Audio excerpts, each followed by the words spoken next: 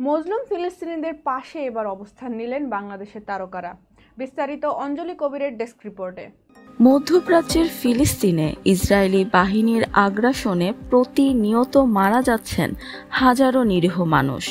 কেউ বারুদের গন্ধে দম বন্ধ হয়ে মারা যাচ্ছেন, কেউ বোমা হামলায় টুকরো টুকরো হচ্ছেন, কারো মাথা খুঁজে পাওয়া যাচ্ছে না, কারো শরীর ছিন্ন ভিন্ন হয়ে ছড়িয়ে পড়েছে চারপাশে, কেউ আবার গোলা বারুদের সঙ্গে আকাশে উড়ে যাচ্ছেন।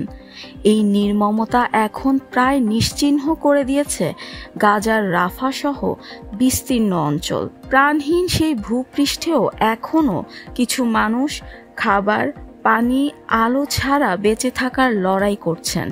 এই মানবিক বিপর্যয়ে ফিলিস্তিনিদের পাশে দাঁড়িয়েছেন বাংলাদেশের তারকারা।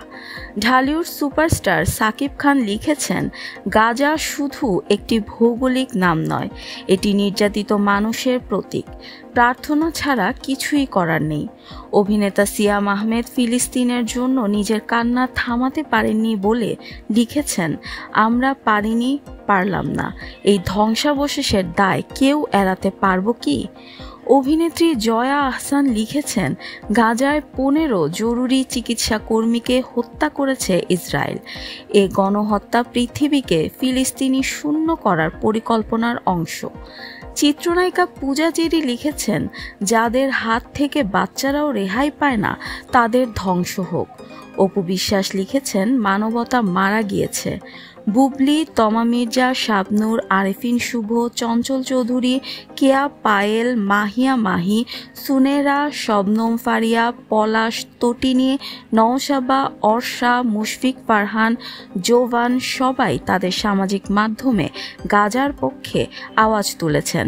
গাজায় বর্বরতার প্রতিবাদে নিজেদের কুমিল্লা কনসার্ট স্থগিত করেছে ব্যান্ড অ্যাশেজ। জানিয়েছে, 7 এপ্রিল হরতালের সমর্থনে কনসার্ট স্থগিত করেছি। ব্যান্ড আর্ক ফ্রি প্যালেস্টাইন স্লোগানে দাঁড়িয়েছে গাজার পাশে। সঙ্গীতশিল্পী ইমরান মাহমুদুল লিখেছেন, আমরা হতভাগা মুসলিম জাতি, কিছুই করতে পারলাম না। 2023 সালে ঢাকায় টু গাজা ফ্রম ঢাকা নামে এক কনসার্টে অংশ নিয়েছিলেন দেশের জনপ্রিয় শিল্পীরা। কনসার্টের পুরো আয় গিয়েছিল গাজার জন্য, কেউ পারিশ্রমিক নেননি। 2023 সালে 7 অক্টোবর হামাসের হামলার পর প্রতিশোধ নিতে ইসরায়েল গাজায় আক্রমণ চালায়। গাজার স্বাস্থ্য মন্ত্রণালয়ের তথ্য মতে এতে 48,000-এর বেশি ফিলিস্তিনি নিহত হয়েছেন, যাদের অধিকাংশই নারী ও শিশু। যুদ্ধবিরতি ব্যর্থ হওয়ার পর আবারও শুরু হয়েছে ইসরায়েলি হামলা।